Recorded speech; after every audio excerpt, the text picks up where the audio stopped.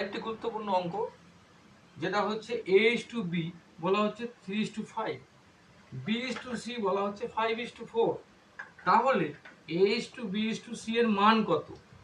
যদি এরকম অঙ্ক থাকে তাহলে আমি a:b আমি লিখছি 3:5, কোনো মানে কোনো কে মানে ধ্রুবক ধরতে হবে না।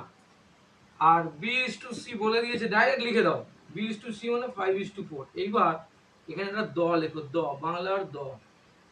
এই যে যেরকম দ লেখে এটাকে মাত্রা ছাড়া একটা দ লিখে দাও, লিখে টানো।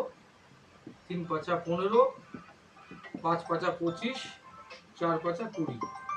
এটা লিখে দাও, এটা লিখলে ব্যাপারটা চলে আসবে।